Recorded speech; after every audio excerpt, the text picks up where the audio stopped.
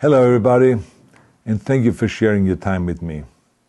I'm sending this message through various different channels to reach my dear Russian friends and the Russian soldiers serving in Ukraine.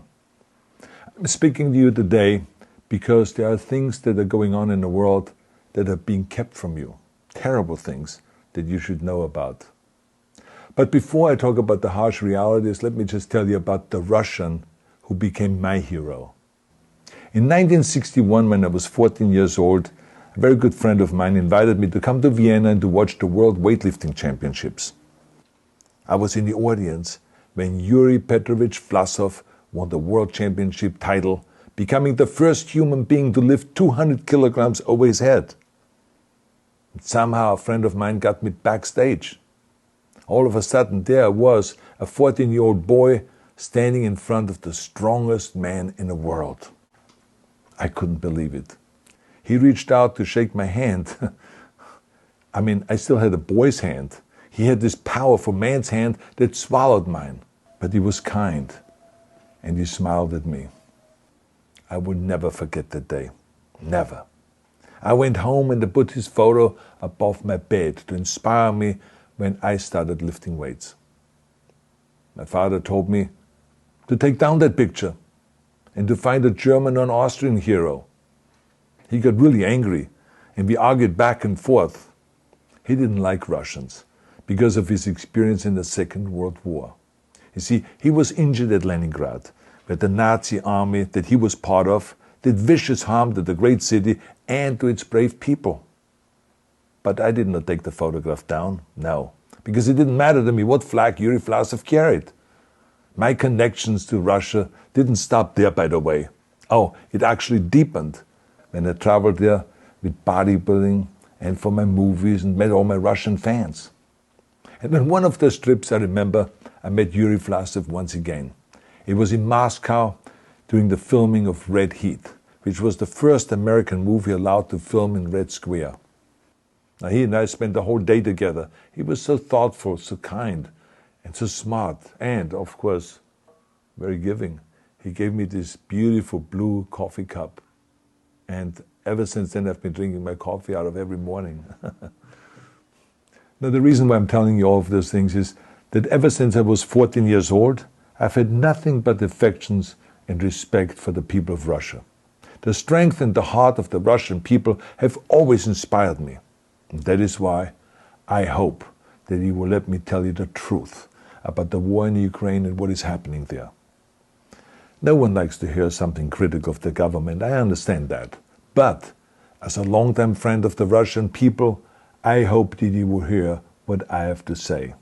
And may I remind you that I speak with the same heartfelt concern as I spoke to the American people when there was an attempted insurrection on January 6th last year, when a wild crowd was storming the US Capitol, trying to overthrow our government.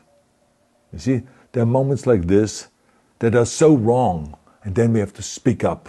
And it's exactly the same with your government. I know that your government has told you that this is a war to denazify Ukraine.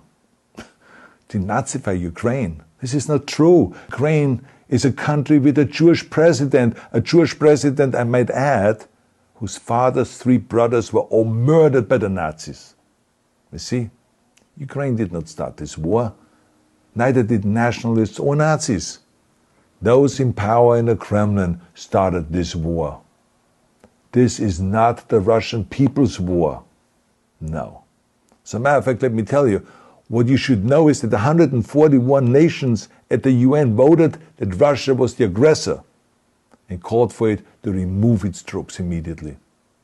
Only 4 countries in the entire world voted with Russia.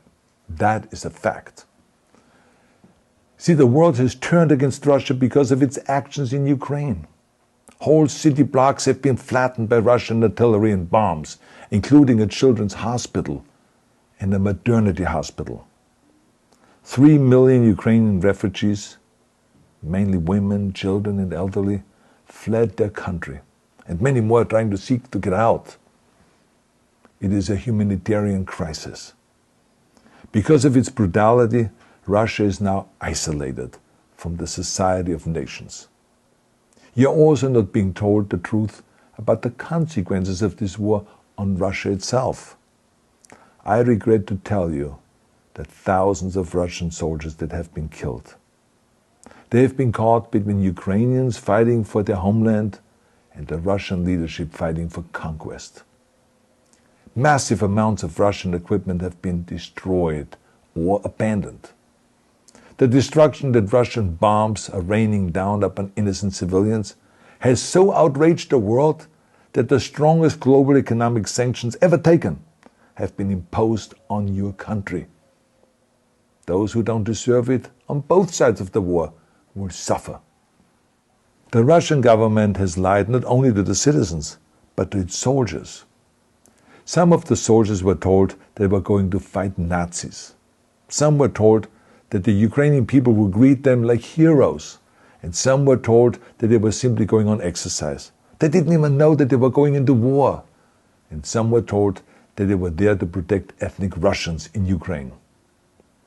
None of this is true.